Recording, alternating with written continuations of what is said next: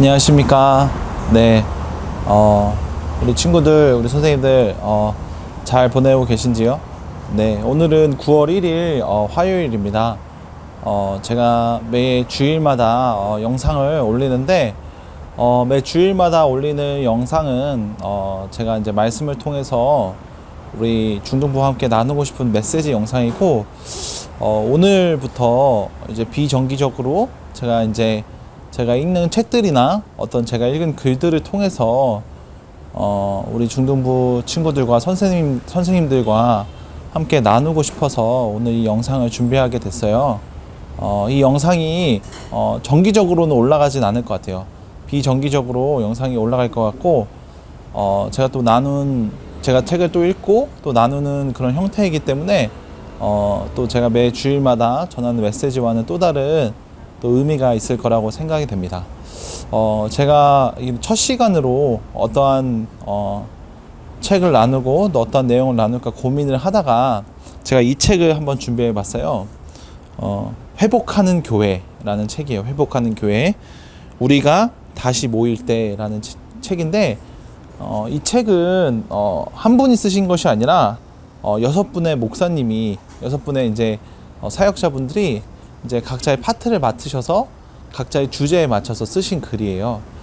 이 책이 우리 중학생 친구들한테는 조금 어려울 수는 있어요. 근데 우리 선생님들이나 또 이렇게 어른분들에게는 이 책이 되게 좋은 책이라고 생각되거든요.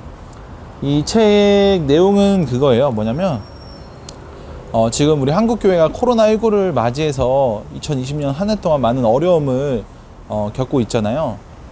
그래서 이 어려움들을 우리가 어떻게 견뎌내고 이 코로나19로 인해서 변해버린 이 시대에 우리 교회가 또 어떻게 준비하고 변해야 되는지에 대해서 도전하고 또 말해주는 책입니다. 제가 이 책 전체 부분을 제가 또 소개시켜드리면 너무 좋지만 그럴 시간 여유도 안 되고, 또 그렇게 하면 또 시간이 늘어질 수가 있어서 이 책에서 한 부분을 한 주제를 제가 말씀드리면 좋을 것 같아요. 어떤 부분이냐면 이 책의 2장 말씀의 회복이라는 부분이에요.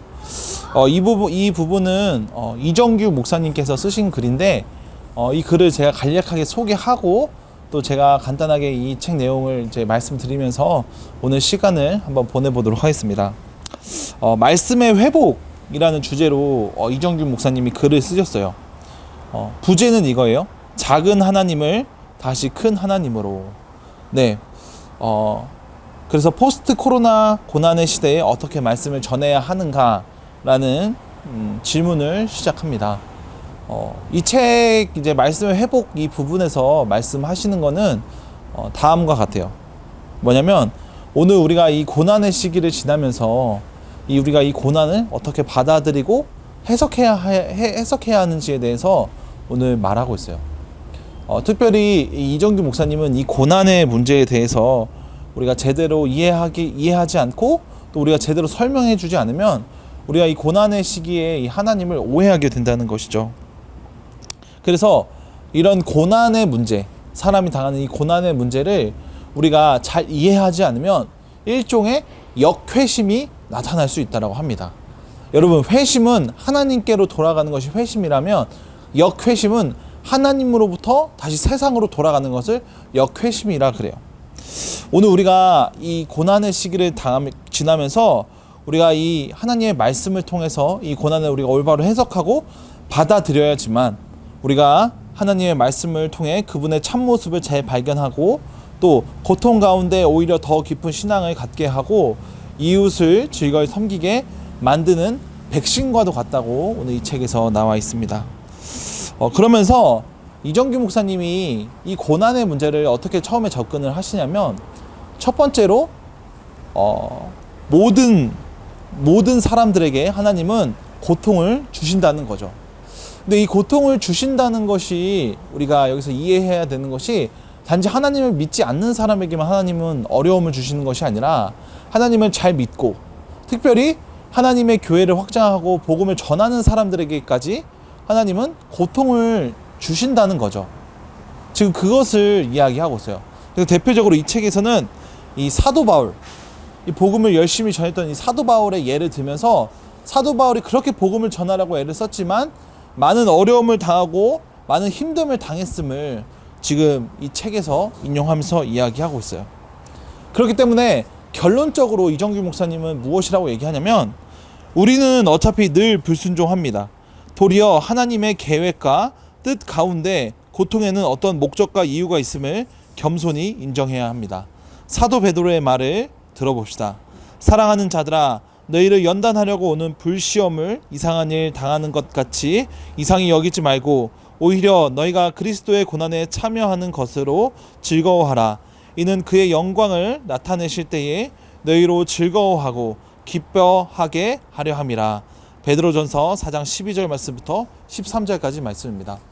이정규 목사님은 오늘 이 우리의 고난의 문제를 단지 우리가 나쁜 일을 했기 때문에 우리가 하나님 앞에 죄를 지었기 때문에 이 어려움과 이 고난이 찾아왔다고 해석하기보다는 오늘 우리에게 늘 순종과 불순종의 문제가 있기 때문에 우리는 늘 하나님 앞에서 늘 불순종하는 자들이기 때문에 오늘 우리는 하나님의 뜻 안에서 이 어려움을 봐야 한다는 것이죠. 그래서 베드로전서 4장 12절 말씀부터 이 13절 말씀을 인용함으로 말미암아 이 고통, 이 고난에는 바로 하나님의 뜻이 있다는 것을 명확하게 밝혀주시고 계세요.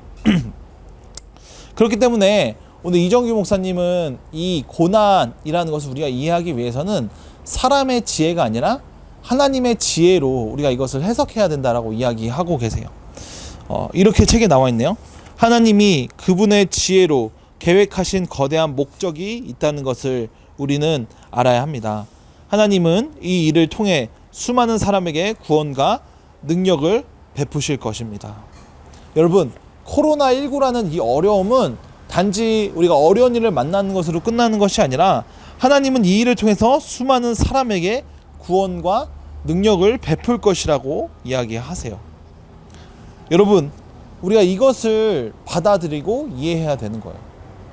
그래서 오늘 이정규 목사님은 이 책에서 어떻게 비유를 하시냐면 오늘 코로나19는 메스를 든 의사와 같이 오늘 하나님께서는 이 코로나19를 사용해서 우리 성도들을 연단시키시고 단련시키신다고 이야기하고 있어요.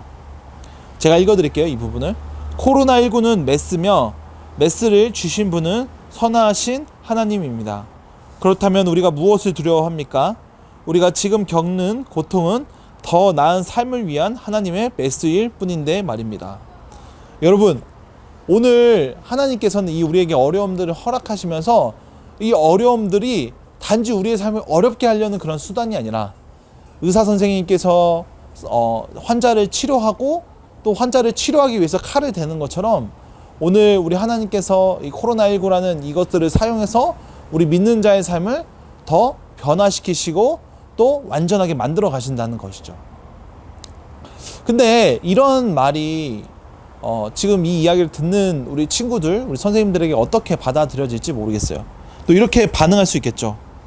그렇다면 그 목적이 무엇입니까? 코로나19로 인해 우리 사업체가 망했습니다. 제 가족이 목숨을 잃었습니다.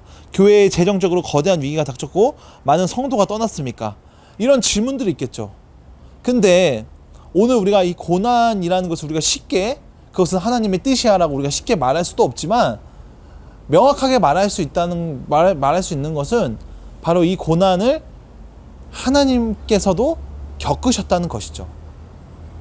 바로 우리 구주 예수 그리스도께서는 인간의 몸으로 이 땅에 오셨고 또 인간의 몸으로 이 땅에 오심으로 말미암아 인간의 모든 질고와 고통과 시험을 당하셨다는 것이죠. 이렇게 말하고 계세요. 만일 하나님이 우리를 사랑하지 않아서 또는 우리를 괴롭히려고 고통을 주시는 것이 사실이라면 왜 그분 자신이 고통 안으로 들어가셨습니까? 이 세상 어떤 종교의 신들도 고통을 당한 적이 없습니다. 오직 성경의 하나님만이 고통 안으로 들어가셨습니다. 여러분, 이 고통의 문제, 이 어려움의 문제는 우리에게 많은 어려움을 이야기합니다.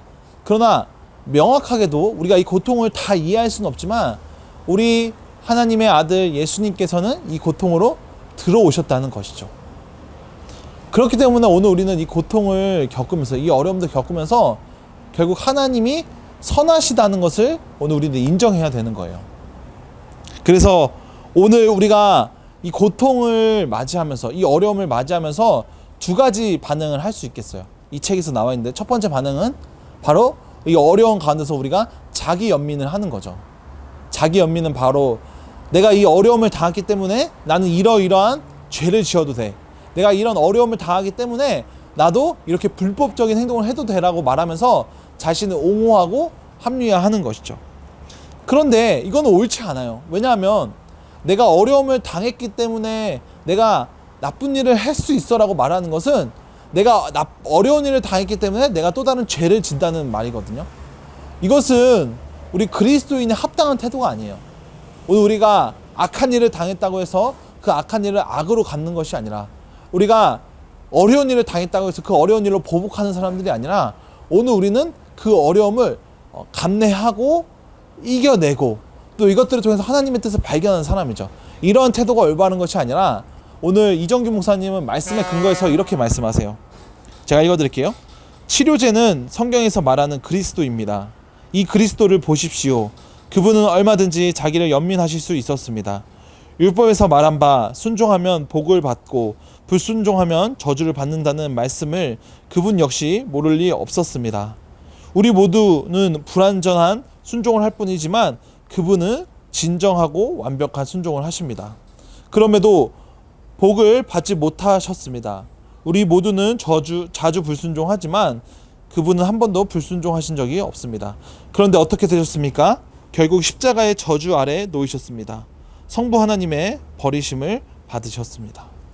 여러분, 오늘 우리가 이 예수님의 십자가를 바라보면, 오늘 예수님이 순종하셨지만, 죽기까지 순종하셨지만 그 십자가에서 하나님 아버지에 버림받았던 그 모습을 이야기하면서, 오늘 우리는 이 어려움, 이 고난 가운데서 내 뜻과 내 생각대로 내 자기 연민하는 태도로 살아가는 것이 아니라 거기서까지도 순종하는 그 그리스도의 모습을 바라봐야 한다는 것이죠. 그것이 바로 자기 연민의 모습을 나타내고 싶어하는 우리의 치료제라고 말하고 있는 거예요. 그래서 결론적으로는 이정규 목사님은 이 말씀의 회복이라는 것을 이렇게 이야기하고 계세요. 제가 읽어드릴게요. 이정규 목사님이 존 파이퍼 목사님의 그 이야기를 인용을 하는데요. 제가 읽어드릴게요. 존 파이퍼는 성경을 만원경에 비유합니다. 만원경의 기능이 무엇입니까? 아주 크지만 너무 멀리 있어 우리 눈에 점으로밖에 보이지 않는 거대한 별을 더 가까이 보여주는 것입니다. 마찬가지입니다. 성경은 너무나도 멀리 계셔서 우리 눈에 작게 보이는 하나님을 훨씬 더 크게 보여줍니다. 물론 성경마저도 하나님의 실체 크기를 다 보여주지 않습니다. 하지만 우리가 성경을 읽을수록, 이해할수록, 더 깊이 알아갈수록 하나님이 훨씬 더 압도적으로 크신 분으로, 지혜롭고 아름다우신 분으로 보이기 시작할 것입니다. 여러분, 그렇기 때문에 오늘 이정규 목사님은 이 책은 말씀으로 우리를 초청하고 있는 거예요. 이 고난 가운데서 우리가 자기 연민의 죄에 빠지는 것이 아니라, 오늘 우리가 자기 연민의 죄가 아니라 이 말씀을 통해서 그리스도를 바라보고, 또 그리스도를 바라봄으로 말미암아 하나님의 뜻과 계획을 바라봄으로 말미암아 말씀의 만안경으로 말미암아 크신 하나님을 가까이 보고 더 확실히 보자는 것이에요.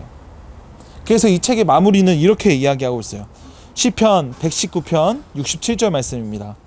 고난당하기 전에는 내가 그릇 행하였더니 이제는 주의 말씀을 지키나이다. 아멘. 여러분, 오늘 저와 우리 친구들, 우리 중등부 선생님들, 우리 모든 중등부 공동체가 오늘 하나님의 말씀 앞에 정직히 서기 원합니다. 이 말씀이 우리를 회복시키시고 이 고난의 시간, 이 어려운 시간에 우리가 어떻게 살아가야 할지, 또 어떻게 하나님 앞에 나아가야 할지 말해주는 것 같아요. 우리가 우리의 눈에 하나님이 잘 보이지 않는다고 해서 우리가 실망하고 좌절하는 것이 아니라, 말씀의 이 만환경을 통해서 우리 눈에 보이지 않는 하나님, 우리 눈에 확실히 보여지지 않는 하나님일지라도 그 말씀의 만환경으로 하나님을 자세히 보고 또 우리가 알아가는 우리 중등부 친구들, 우리 선생님들 되시길 부탁드립니다. 네, 오늘 제가 전할 메시지는 여기까지 전하고요. 제가 또 다음에는 또 다른 책으로, 또 다른 책의 내용으로 또 우리 친구들과 선생님들을 찾아뵀으면 좋겠습니다. 날씨가 그래도 여전히 덥습니다. 건강 조심하시고 또 다음에 또 뵙도록 하겠습니다. 감사합니다.